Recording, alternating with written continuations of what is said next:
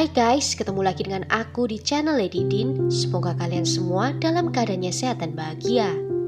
Kisah kali ini, aku akan membahas kasus dingin yang melibatkan dua wanita muda di sebuah kota kecil di Colorado, Amerika Serikat.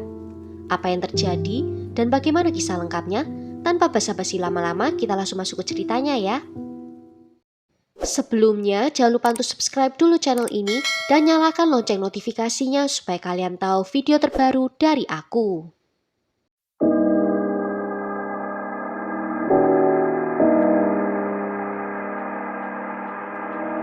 A shock. The way that they were able to get the DNA to find him and catch him was amazing. Truthfully, I didn't think it would happen in my lifetime. It was just mind-blowing, jaw-dropping. I didn't know what to think. Yes, a relief. And you're happy, but yet it doesn't take the hurt away. Bobbi Jo Oberholtzer adalah seorang wanita berusia 29 tahun yang berjiwa bebas dan baru saja pindah ke Colorado bersama dengan suaminya.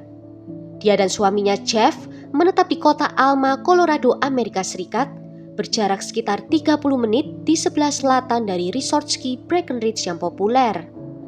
Pada malam hari di tanggal 6 Januari 1982, Bobbi Jo menelpon kepada Jeff mengatakan bahwa dia sedang keluar untuk pergi minum-minum dengan teman-temannya di Breckenridge dan dia akan segera pulang.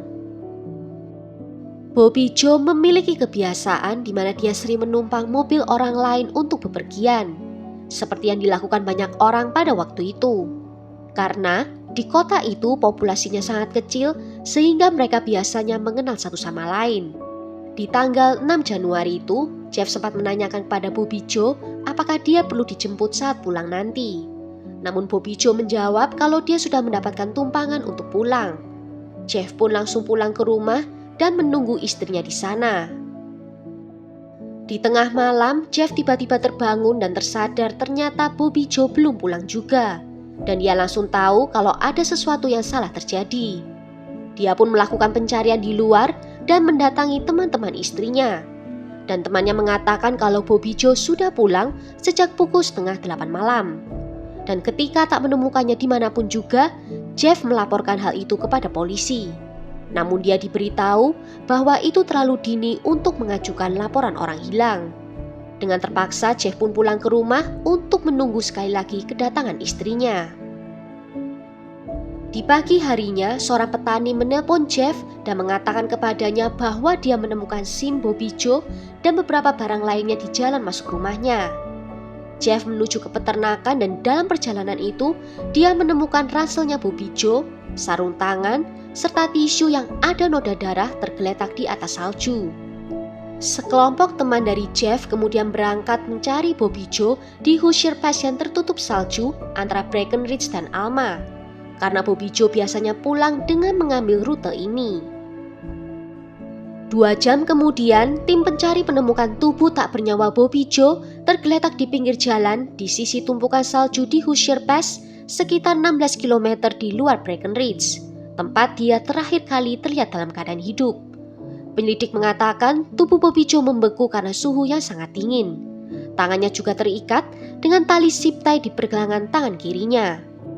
Dari bajunya, penyelidik yakin kalau Bobbi Jo ditembak 2 kali dari jarak dekat di bagian dadanya, dan dia sempat berusaha untuk melarikan diri dari penyerangnya. Hanya ada 2 barang bukti yang ditemukan. Di tempat parkir Hoosier Pass tak jauh dari tubuh Bobbi Jo ditemukan, tergeletak kaos kaki berwarna jingga yang diketahui secara pasti bukan milik dari Bobbi Jo.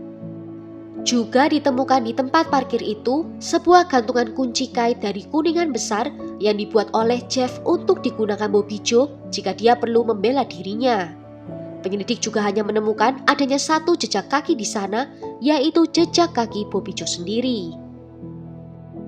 Pada tanggal 8 Januari, sehari setelah tubuh Bobbi Jo ditemukan, Annette Snee yang berusia 21 tahun dilaporkan oleh rekan kerjanya kalau dia menghilang. Setelah menetapkan gerakan terakhir Annette, penyelidik mengetahui bahwa dia terakhir kali terlihat di Breckenridge sekitar pukul 4:30 sore di tanggal 6 Januari, hanya beberapa jam sebelum Bobbi Jo menghilang. Annette rupanya juga sering menumpang mobil orang lain yang menjadi salah satu alasan dari penyelidik menduga kalau kedua kasus ini saling berhubungan. Awalnya penyelidik mencurigai Jeff sebagai pelakunya, namun Jeff terus mengatakan kalau dirinya tidak bersalah dan mengatakan beberapa hari sebelum istrinya menghilang, mereka telah memutuskan untuk memiliki anak. Ketika penyelidik menanyai Jeff apakah dia mengenal Annette, Jeff menjawab tidak. Namun beberapa hari kemudian setelah melihat fotonya di koran, Jeff menghubungi polisi dan mengatakan kalau dia mengetahui Annette karena pernah ditumpangi olehnya. Namun mengklaim sejak itu dia tidak pernah bertemu atau mendengar kabarnya lagi. Tubuhnya Annette baru ditemukan pada tanggal 3 Juli 1982, hampir 6 bulan setelah dia menghilang. Tubuh itu ditemukan oleh seorang anak laki-laki yang sedang pergi memancing dengan ayahnya di Sacramento Creek sekitar 37 km di luar Breckenridge. Tubuhnya Annette masih berpakaian lengkap dan posisinya menghadap ke bawah di dalam air. Penyelidik yakin Annette ditembak di bagian belakang pada posisi berlutut atau berlari menuruni bukit menjauh dari penyerangnya. Sementara itu, pihak berwenang tidak menemukan adanya bukti fisik, namun bisa dipastikan Annette mengalami pelecehan seksual. Saat ditemukan terlihat pakaiannya yang berantakan, resleting celana jeansnya dalam keadaan rusak, dan sepatu yang dipakai dalam keadaan terbalik. Dan saat otopsi, terlihat Annette mengenakan kaos kaki berwarna jingga di kaki kirinya yang tampaknya sama persis dengan yang ditemukan di TKP-nya Bobby Joe. Penyelidik yakin Annette kehilangan satu kaos kaki di mobil pelaku ketika dia melarikan diri.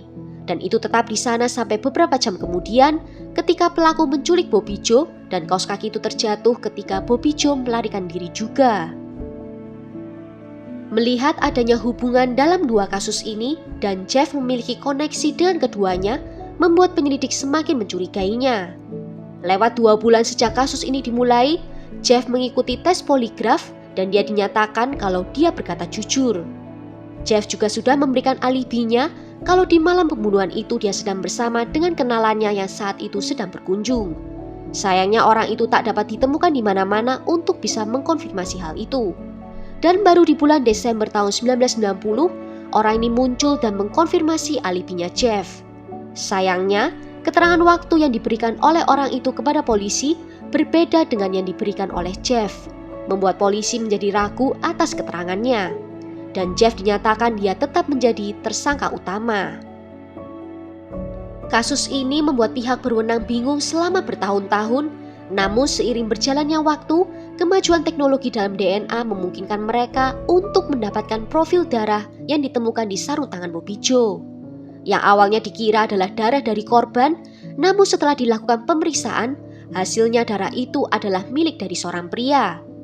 Juga DNA itu dibandingkan dengan DNA dari Jeff dan dinyatakan kalau hasilnya bukan milik Jeff.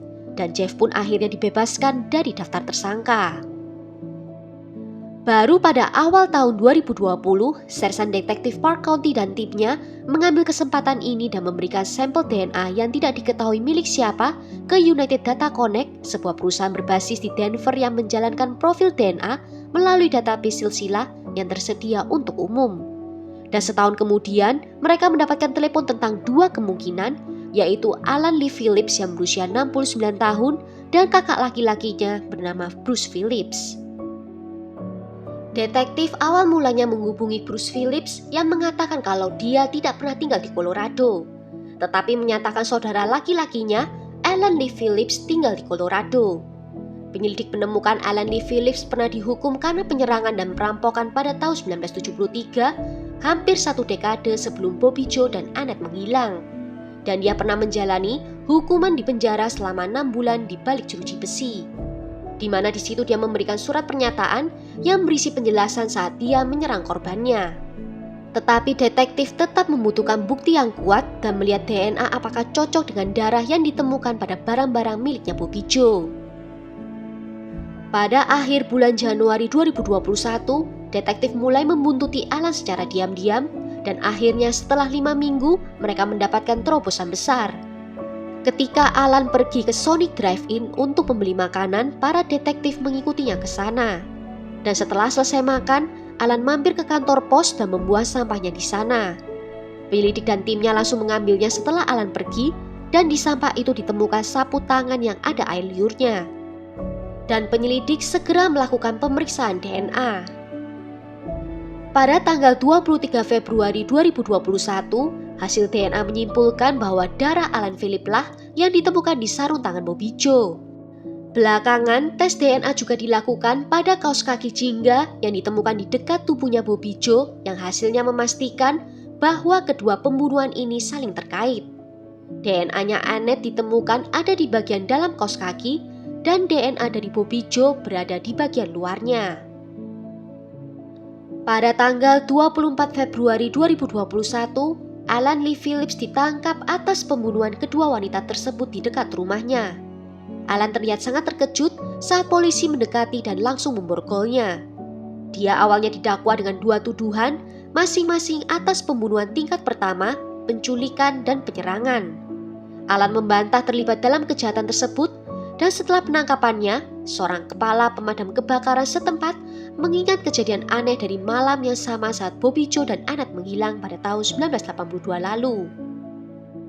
Saat itu, seorang penumpang pesawat saat terbang melihat lampu di bawah mengeluarkan panggilan SOS untuk meminta bantuan, dan dia melaporkan hal itu.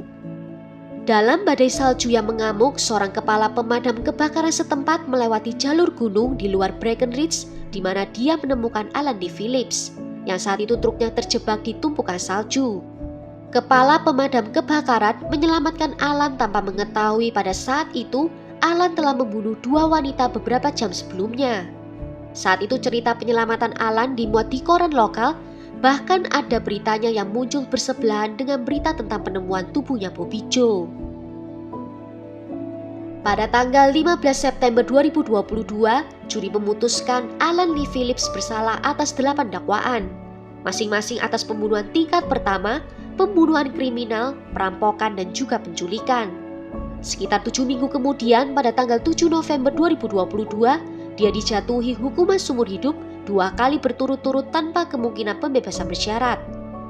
Setelah vonis hukuman dibacakan, pengacara Alan mengatakan kepada pengadilan bahwa kliennya mengaku kalau dirinya tetap tidak bersalah dan telah dijatuhi hukuman secara tidak sah. Well, sampai di sini dulu cerita kali ini. Bagaimana menurut kalian tentang kasus ini? Tulis ya pendapat kalian di kolom komentar. Akhir kata terima kasih karena sudah nonton video ini sampai akhir. Sampai jumpa di video berikutnya. Ciao!